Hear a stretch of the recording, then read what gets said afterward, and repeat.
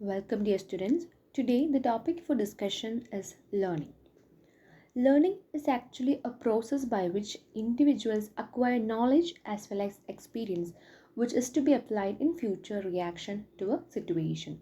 So, basically, learning എന്ന് പറയുന്ന പ്രോസസ്സിൽ ഒരു ഇൻഡിവിജ്വൽ മാക്സിമം നോളജ് അതേപോലെ എക്സ്പീരിയൻസിലൂടെ ഒരുപാട് കാര്യങ്ങൾ അക്വയർ ചെയ്യുന്നുണ്ട്. Learning can be defined as a permanent change in behavior due to direct or indirect experience. It means changing behavior, attitude due to education and training, practice and experience, etc. Learning is completed by acquisition of knowledge, skills and experience. So ഒരു വ്യക്തിയുടെ learning എന്ന് പറയുന്ന process complete ആയി എന്ന് നമുക്ക് പറയാൻ പറ്റുന്നത് എപ്പോഴും മാത്രമാണ് ആ വ്യക്തി ആ ഒരു പെർട്ടിക്കുലർ ഏരിയ അല്ലെങ്കിൽ ഒരു ഫീൽഡിൽ ആ ഫീൽഡിനെ കുറിച്ച് കറക്റ്റായിട്ടുള്ള നോളജ്, സ്കില്ല് അതേപോലെ എക്സ്പീരിയൻസ് അക്വയർ ചെയ്ത് കഴിഞ്ഞാൽ നമുക്ക് അറിയാം he has completed learning in such specific area. അപ്പോൾ അതുപോലെ തന്നെ ലേണിങ്ങിൻ്റെ മറ്റൊരു ഫീച്ചറാണ് it can change the behaviour as well as attitude of peoples. എഡ്യൂക്കേഷനിലൂടെ, ട്രെയിനിങ്ങിലൂടെ, എക്സ്പീരിയൻസിലൂടെ അതേപോലെ പ്രാക്ടീസിലൂടെയൊക്കെ ഈ ലേണിംഗ് എന്ന് പറയുന്ന പ്രോസസ്സിന് ഒരു ഇൻഡിവിജ്വലിൻ്റെ ആറ്റിറ്റ്യൂഡ് അതേപോലെ ബിഹേവിയർ ഇൻഫ്ലുവൻസ് ചെയ്യാനും അതിനെ ചേഞ്ച് ചെയ്യാനും ഇതിൽ മാറ്റങ്ങൾ വരുത്താനുള്ള ഒരു ഇൻഫ്ലുവൻസ് ലേണിംഗ് എന്ന് പറയുന്ന പ്രോസസ്സിന് ഉണ്ട്. So basically learning is any relatively permanent change in behaviour that occurs as a result of experience. Experience നിന്നുകൊണ്ട് ഒരു വ്യക്തിയുടെ ബിഹേവിയർ പെർമനൻ്റ് ആയിട്ട് മാറുവാണെങ്കിൽ that is actually a result of his learning. എക്സ്പീരിയൻസിലൂടെ, അയാളുടെ പ്രാക്ടീസിലൂടെ, എഡ്യൂക്കേഷനിലൂടെ ആയിരിക്കാം അല്ലെങ്കിൽ ട്രെയിനിങ്ങിലൂടെ ആയിരിക്കും അയാൾ അക്വയർ ചെയ്ത ആ നോളജ് അല്ലെങ്കിൽ സ്കിൽ യൂസ് ചെയ്തുകൊണ്ട് അല്ലെങ്കിൽ ആ ഒരു ലേണിംഗ് ആക്ടിവിറ്റി മൂലമായിരിക്കാം അയാളുടെ ആ ബിഹേവിയറിൽ ഉണ്ടായിരുന്ന permanent change. So learning is any relatively permanent change in behaviour that acquires as a result of experience, knowledge, skills, etc. Now, let's see some of the features of learning. So basically, the 4 features of learning are change process, relatively permanent, then involves change എന്ന് പറയുന്ന പ്രോസസ്സിൽ വരുന്ന ഒരു കാര്യം തന്നെയാണ് change in behaviour, then permanent change ആയിരിക്കണം, setting behavioural actions, need for meaning experiences, etcetera. First point ആണ് involves change. Through not necessarily improvement in behavior, learning may be good or bad from organizational point of view. So learning എന്ന് പറയുമ്പോൾ basically ഒരു change എന്ന് പറയുന്ന ഒരു കാര്യം അതിൽ involve ആയിട്ടുണ്ട്. Learning involves some change in oneself in terms of observable actions explicitly shown to others or change in one's attitude towards others. Change may be good or bad or positive or negative from an organization's point of view. Learning എന്ന് പറയുന്ന പ്രോസസ്സിൽ involve ആയിട്ടുള്ള ഒരു കാര്യമാണ് change. ആ change എന്ന് പറയുമ്പോൾ ഒരു വ്യക്തിയുടെ ബിഹേവിയറിലായിരിക്കാം ചേഞ്ച്, അതല്ലെങ്കിൽ ആറ്റിറ്റ്യൂഡിലായിരിക്കാം. അതൊരു ഗുഡ് ചേഞ്ച് ആയിരിക്കാം, ഒരു പോസിറ്റീവ് ചേഞ്ച് ആയിരിക്കാം, or it can either B bad or negative change ആവാനുള്ള ചാൻസ് ഉണ്ട്. സോ ലേണിംഗ് എന്ന് പറയുന്ന process involves change. Basically change in behaviour ആയിരിക്കും ഇൻഫ്ലുവൻസ് ചെയ്യുന്നത്, അല്ലെങ്കിൽ ഒരു വ്യക്തിയുടെ ആറ്റിറ്റ്യൂഡിനെ മാറ്റാനായിരിക്കും ഈ ലേണിങ്ങിലൂടെ സാധിക്കുന്നത്. അതാണ് തേർഡ് പോയിന്റിലൂടെ പറഞ്ഞിരിക്കുന്നത്. Then the change is relatively permanent. ഒരു വ്യക്തിയുടെ ഒരു ബിഹേവിയർ അല്ലെങ്കിൽ ആറ്റിറ്റ്യൂഡിൻ്റായ ചേഞ്ച് പെർമനൻ്റ് ആണെങ്കിൽ മാത്രമേ നമുക്ക് പറയാൻ പറ്റുള്ളൂ ആ ചേഞ്ച് അയാളുടെ എക്സ്പീരിയൻസിൽ നിന്നുകൊണ്ട് അല്ലെങ്കിൽ പ്രാക്ടീസ് ഓർ ലേണിംഗ് എന്ന് പറയുന്ന പ്രോസസ്സ് മൂലം ഉണ്ടായ ചേഞ്ചാണെന്ന് പറയാൻ വേണ്ടി സാധിക്കുകയുള്ളൂ. ലേണിംഗ് എന്ന് പറയുന്ന പ്രോസസ്സിൽ മൂലം ഉണ്ടാകുന്ന എല്ലാ ചേഞ്ചസും എപ്പോഴും റിലേറ്റീവ്ലി പെർമനൻ്റ് ആയിരിക്കും. ടെമ്പററി ഉണ്ടാകുന്ന ചേഞ്ചസ് അല്ലെങ്കിൽ ടെമ്പററിലി വേരിയേഷൻസ് ഉണ്ടാകുന്ന ബിഹേവിയർ അങ്ങനെയുള്ള കാര്യങ്ങളൊന്നും നമുക്ക് ലേണിങ്ങിൻ്റെ ഭാഗമായിട്ട് വരുന്ന ചേഞ്ച് ആണെന്ന് പറയാൻ വേണ്ടി സാധിക്കില്ല. If the change is permanent we can say that change has happen as a process of learning. Due to whatever exposure person encounters, the impact what it generates may be long lasting or permanent. ലേണിങ്ങിലൂടെ acquire ചെയ്ത change or influence ചെയ്ത ആളുടെ attitude or behaviour relatively permanent ആയിരിക്കും.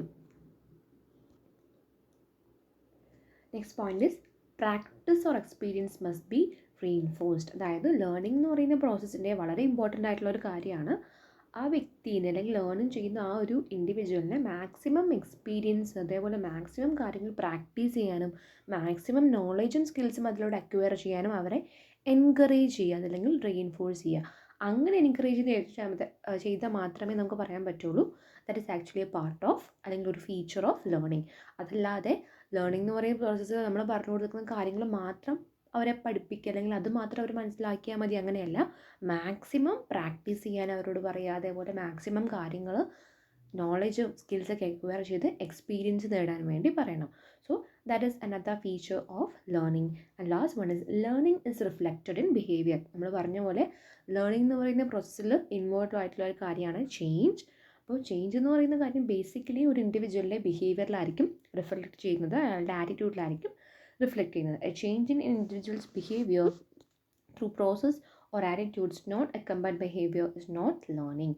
അതായത് ഒരു വ്യക്തിയുടെ ബിഹേവിയറിൽ അല്ലെങ്കിൽ ആറ്റിറ്റ്യൂഡിൽ change വരുന്നില്ലെങ്കിൽ, ആ ചേഞ്ച് പെർമനൻ്റ് അല്ലെങ്കിൽ, നമുക്ക് ഒരിക്കലും പറയാൻ സാധിക്കില്ല ആ ചേഞ്ച് ഒരു ലേണിങ്ങിൻ്റെ ഭാഗമായിട്ട് വന്ന ചേഞ്ച് ആണെന്ന് നമുക്ക് പറയാൻ വേണ്ടി സാധിക്കില്ല.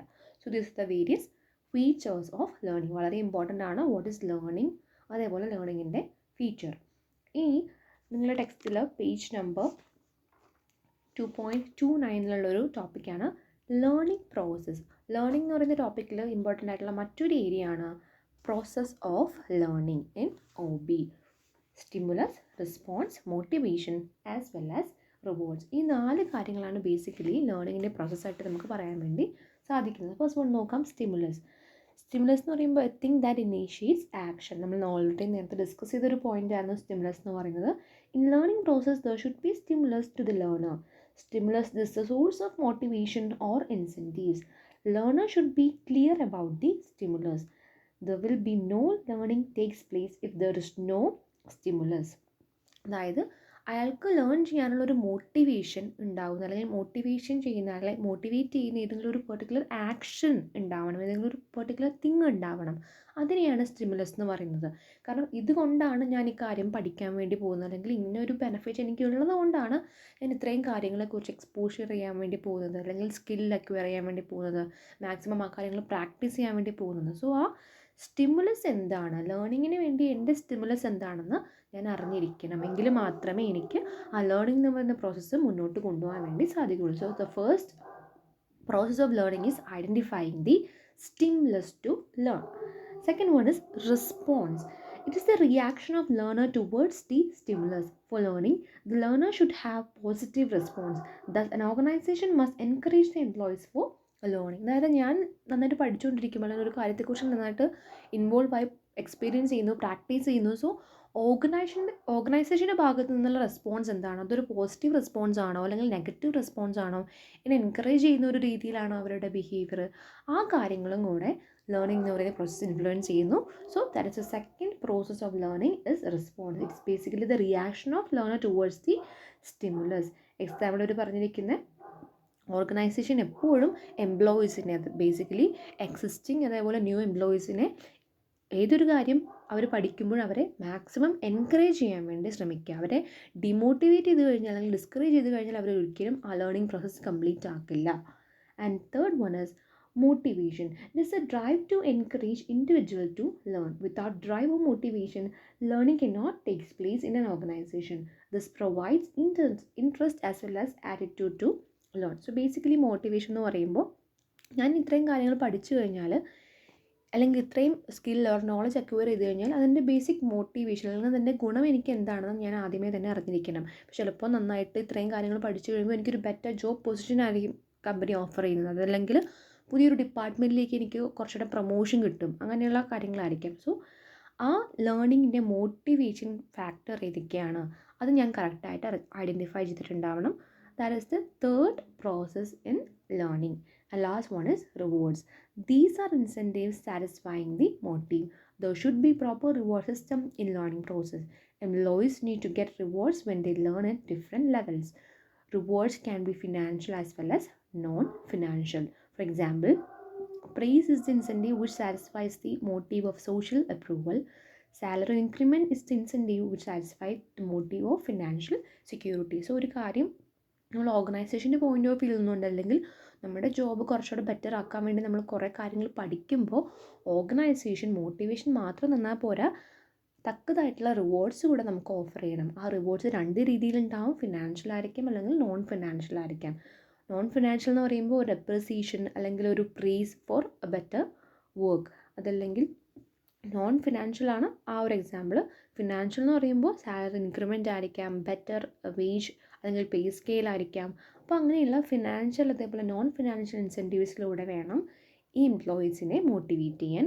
These are the various learning process in OB: stimulus, response, motivation as well as rewards.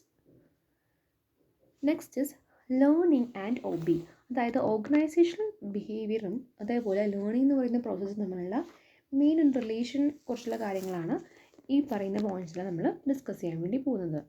Basically individual learning in an organisation is manage with the help of encouragement as well as punishment. അതായത് നമുക്ക് learning രണ്ട് രീതിയിൽ നമുക്ക് motivate ചെയ്യാം. നല്ലതായിട്ടുള്ള കാര്യങ്ങളെ കുറച്ചുകൂടി motivate ചെയ്യാൻ വേണ്ടി ഗുഡ് മോട്ടിവേഷണൽ ഫാക്ടേഴ്സ് അല്ലെങ്കിൽ good monetary as well as non monetary incentives കൊടുക്കാം. ഇനി ഏതെങ്കിലും ഒരു ബാഡ് ആയിട്ടുള്ള കാര്യമാണ് കമ്പനിയിൽ അവർ ഫോളോ ചെയ്ത് പോകുന്നതെങ്കിൽ ആ ടൈപ്പ് ഓഫ് ലേണിങ്ങിൽ അങ്ങനെയുള്ള കാര്യങ്ങളെ നമുക്ക് എന്ത് ചെയ്യാൻ പറ്റും, ഡിസ്കറേജ് ചെയ്യാൻ വേണ്ടി സാധിക്കണം ത്രൂ വേരിയസ് പണിഷ്മെൻറ്റ് അല്ലെങ്കിൽ അങ്ങനെയുള്ള മെഷേഴ്സിലൂടെ നമുക്ക് അങ്ങനെയുള്ള ലേണിംഗ് പ്രോസസ്സ്, അതായത് നെഗറ്റീവ് വേയിൽ പോകുന്ന ലേണിംഗ് പ്രോസസ്സ് നമ്മൾ ഡിസ്കറേജ് ചെയ്യാനും ശ്രമിക്കണം. സോ അതിൽ ഫസ്റ്റ് വൺ ആണ് റിഡ്യൂസ് ആബ്സെൻറ്റീസം. പ്രോപ്പർ ലേണിങ്ങിലൂടെ നമുക്ക് എന്ത് ചെയ്യാൻ വേണ്ടി സാധിക്കും, ഒരു കമ്പനിയിലുള്ള ആബ്സെൻറ്റീസം അതേപോലെ ലേബർ ടേൺ ഓവർ അങ്ങനെയുള്ള കാര്യങ്ങളൊക്കെ ഒരു മാനേജ്മെൻറ്റിന് എന്ത് ചെയ്യാൻ വേണ്ടി സാധിക്കും, റെഡ്യൂസ് ചെയ്യാൻ അല്ലെങ്കിൽ മാക്സിമം അത് അവോയ്ഡ് ചെയ്യാൻ വേണ്ടി സാധിക്കും. കാരണം നമ്മൾ നേരത്തെ പറഞ്ഞ പോയിന്റിൽ ഡിസ്കസ് ചെയ്തായിരുന്നു, ലേണിംഗ് എന്ന് പറയുമ്പോൾ അതിൽ മോട്ടിവേഷൻ ഉണ്ട്, അതേപോലെ different financial as well as non financial incentives ഉണ്ട്. ഇങ്ങനെയുള്ള കാര്യങ്ങളൊക്കെ പ്രോപ്പർ ടൈമിൽ പ്രോപ്പർ ആയിട്ടുള്ള ആളുകളുടെ കയ്യിലേക്ക്, എംപ്ലോയീസിൻ്റെ കയ്യിലേക്ക് ഒരു പാർഷ്യാലിറ്റി ഇല്ലാതെ അല്ലെങ്കിൽ ഡിഫറൻസിയേഷൻ ഇല്ലാതെ നമ്മൾ പ്രൊവൈഡ് ചെയ്യുവാണെങ്കിൽ, കമ്പനി അങ്ങനെ ചെയ്യുവാണെങ്കിൽ അവർ നന്നായിട്ട് മോട്ടിവേറ്റഡ് ആയിരിക്കും. അവർ നന്നായിട്ട് പറയുന്ന രീതിയിൽ കാര്യങ്ങൾ പഠിക്കും, പറയുന്ന രീതിയിൽ വർക്ക് കംപ്ലീറ്റ് ചെയ്യും, അല്ലെങ്കിൽ ഓർഗനൈസേഷൻ്റെ എഫിഷ്യൻസിക്ക് വേണ്ടി അല്ലെങ്കിൽ ഓർഗനൈസേഷൻ്റെ ഗോൾസ് അച്ചീവ് ചെയ്യാൻ വേണ്ടി ശ്രമിക്കും. സോ അങ്ങനെയുള്ള സമയത്ത് അവർ മോട്ടിവേറ്റഡ് ആണെങ്കിൽ അവരും അവരുടെ ജോബിൽ സാറ്റിസ്ഫൈഡ് ആയിരിക്കും. സോ അവരുടെ ഭാഗത്തു നിന്നും ആബ്സെൻറ്റീസം അതേപോലെ ലേബർ ടേൺ ഓവർ അങ്ങനെയുള്ള കാര്യങ്ങളൊക്കെ കുറവായിരിക്കും. Second one is work or സിക്ക് പേ. Most organisation provides employees with paid sick leave and as part of employees fringe benefit programs. So ലേണിങ്ങിനെ നമുക്ക് മോട്ടിവേറ്റ് ചെയ്യാൻ പറ്റുന്ന, നല്ല ലേണിംഗ് എന്ന് പറയുന്ന പ്രോസസ്സിനെ മോട്ടിവേറ്റ് ചെയ്യാൻ പറ്റുന്ന മറ്റൊരു ഫാക്ടറാണ് വർക്ക് ഓർ സിക്ക് പേ. അതായത് പെയ്ഡ് ലീവ് നമ്മൾ എംപ്ലോയീസിന് കൊടുക്കുക, അതും അനദർ മോട്ടിവേഷണൽ ഫാക്ടറാണ്. Next is employees discipline. Every manager at some time or the other has to deal with indiscipline in the organisation. In such acts as drunkenness on the job, insubordination, being consistently late, unable to work, അങ്ങനെയുള്ള indiscipline ആയിട്ടുള്ള ബിഹേവിയറൊക്കെ നമ്മൾ എന്ത് ചെയ്യണം, demotivate ചെയ്ത് കളയണം. അങ്ങനെയുള്ള കാര്യങ്ങൾ ഒരിക്കലും നമ്മൾ എൻകറേജ് ചെയ്ത് കൊടുക്കാൻ വേണ്ടി പാടില്ല. സോ തക്കതായിട്ടുള്ള പണിഷ്മെൻറ്റ് മെഷേഴ്സൊക്കെ നമുക്ക് ഇംപ്ലിമെൻറ്റ് ചെയ്യാവുന്നതാണ് ഓരോ ഓർഗനൈസേഷനിൽ. അതാണ് എംപ്ലോയീസ് ഡിസിപ്ലിൻ എന്ന് പറയുന്ന പോയിന്റിൽ പറയുന്നത്. And last one is to bring up the organization behavior modification. എന്താണ് ഓർഗനൈസേഷണൽ ബിഹേവിയർ മോഡിഫിക്കേഷൻ അല്ലെങ്കിൽ OB മോഡിഫിക്കേഷൻ നോക്കാം. Organisational behaviour modification is a sophisticated tool for improving the organizational effectiveness. OB modification can be defined as a techniques for modifying behavior of the organizational members so that they are engaged in desirable behavior. ഒരു ഓർഗനൈസേഷനിലുള്ള ആളുകളുടെ entire എംപ്ലോയീസിൻ്റെയും ബിഹേവിയറെ നമ്മൾ modify ചെയ്യുക towards achievement of organisational goals. ഓർഗനൈസേഷൻ്റെ goals achieve ചെയ്യാൻ വേണ്ടി അവരെ motivate ചെയ്യുക, അതിലേക്ക് അവർ നയിക്കുക, അല്ലെങ്കിൽ അവരുടെ ആ ബിഹേവിയർ എൻറ്റയർലി നമ്മൾ മോഡിഫൈ ചെയ്തെടുക്കുക. ആ ഒരു പ്രോസസ്സിനെയാണ്, അതിന് യൂസ് ചെയ്യുന്ന ടെക്നിക്സിനെയാണ് നമ്മൾ ഓർഗനൈസേഷണൽ ബിഹേവിയർ മോഡിഫിക്കേഷൻ എന്ന് പറയുന്നത്. സോ ബേസിക്കലി ലേണിങ്ങിൻ്റെ മറ്റൊരു ഫാക്ടർ അല്ലെങ്കിൽ മറ്റൊരു പോയിൻ്റാണ് to bring up organization behavior modification in our organization. So OB modification കൊണ്ടുവരാനും ഇതേപോലെ പ്രോപ്പർ ലേണിങ്ങിലൂടെ നമുക്ക് സാധിക്കും എന്നാണ് പറയുന്നത്. നെക്സ്റ്റ് നമുക്ക് നോക്കാം OB മോഡിഫിക്കേഷൻ, അതിൻ്റെ കുറച്ച് സ്റ്റെപ്സ്. അതും വളരെ ഇമ്പോർട്ടൻ്റ് ആയിട്ടുള്ള ഒരു പോയിൻ്റാണ്. ടേക്ക് പേജ് നമ്പർ 2.34 നിങ്ങൾ ടെക്സ്റ്റിൽ കൊടുത്തിട്ടുണ്ട്. ആ സ്റ്റെപ്സ് പഠിക്കുക. അപ്പോൾ OB മോഡിഫിക്കേഷൻ ഓൾറെഡി നമ്മൾ എന്താണെന്ന് ഡിസ്കസ് ചെയ്തു. OB മോഡിഫിക്കേഷൻ എന്ന് പറയുന്നത് ഡിഫറെൻറ്റ് ടെക്നിക്സ് അല്ലെങ്കിൽ it is actually sophisticated tool for improving the organisational effectiveness. എങ്ങനെയാണ് ഓർഗനൈസേഷൻ എഫക്റ്റീവ്നെസ് അവർക്ക് കൂട്ടാൻ വേണ്ടി സാധിക്കുന്നത്? By modifying the behaviour of organisational members. So അവരുടെ ഓർഗനൈസേഷനിലുള്ള ആളുകളുടെ അല്ലെങ്കിൽ അവരുടെ മെമ്പേഴ്സിൻ്റെ എന്ത് ചെയ്യുക, ബിഹേവിയർ ഓർഗനൈസേഷണൽ ഗോൾസിലേക്ക് അച്ചീവ് ചെയ്യാൻ വേണ്ടിയ രീതിയിലുള്ള അങ്ങനെ ഡിസൈർഡ് ബിഹേവിയർ ആയിട്ട് കൺവേർട്ട് ചെയ്യുക അല്ലെങ്കിൽ മോഡിഫൈ ചെയ്യുക. അതിന് യൂസ് ചെയ്യുന്ന ഡിഫറെൻറ്റ് ടെക്നിക്സിനെയും ടൂൾസിനെയുമാണ് നമ്മൾ OB മോഡിഫിക്കേഷൻ പ്രോഗ്രാം എന്നൊക്കെ പറയുന്നത്. അതിന് ഡിഫറെൻറ്റ് സ്റ്റെപ്സ് നോക്കാം. First one is identification of critical behavior. The first step is to identify the critical behaviors of our employees. ഒരു ഓർഗനൈസേഷനിലുള്ള ആളുകളുടെ ക്രിട്ടിക്കൽ ബിഹേവിയേഴ്സ് എന്തൊക്കെയാണെന്ന് ഐഡൻറ്റിഫൈ ചെയ്യുക. ക്രിട്ടിക്കൽ ബിഹേവിയേഴ്സ് പലവർക്കും പലതായിരിക്കും. ഇപ്പോൾ ചിലപ്പോൾ ഒരാളുടെ ക്രിട്ടിക്കൽ ബിഹേവിയർ എന്ന് പറയുന്നത് എപ്പോഴും ലേറ്റ് ആയിട്ട് വരിക എന്നാണെങ്കിൽ മറ്റൊരാളുടെ ചിലപ്പോൾ നന്നായിട്ട് എപ്പോഴും നേരത്തെ വരിക, എല്ലാ കാര്യങ്ങളും കറക്റ്റായിട്ട് കംപ്ലീറ്റ് ചെയ്യുക, അങ്ങനെയായിരിക്കാം. ഇനി ചിലവരുടെ ഒരു ബിഹേവിയർ എന്ന് പറയുന്നത് എപ്പോഴും എല്ലാത്തിനെക്കുറിച്ചും കംപ്ലയിൻറ്റ് പറയുക അല്ലെങ്കിൽ എല്ലാത്തിനോടും ഒരു നെഗറ്റീവ് ആറ്റിറ്റ്യൂഡ് ആണെങ്കിൽ മറ്റു ചിലവർക്ക് കണ്ടിന്യൂസ് ആയിട്ട് എപ്പോഴും ലീവ് എടുക്കുക, അതായിരിക്കും. അപ്പോൾ ഓരോ ഓർഗനൈസേഷനിലുള്ള എംപ്ലോയീസിൻ്റെയും ക്രിട്ടിക്കൽ ബിഹേവിയേഴ്സ് ഡിഫറെൻ്റ് ആയിരിക്കും. അതെന്താണെന്ന് ഐഡൻറ്റിഫൈ ചെയ്യുക. അതാണ് first step in OB modification, is to identify the critical behaviour of members or employees in our organisation.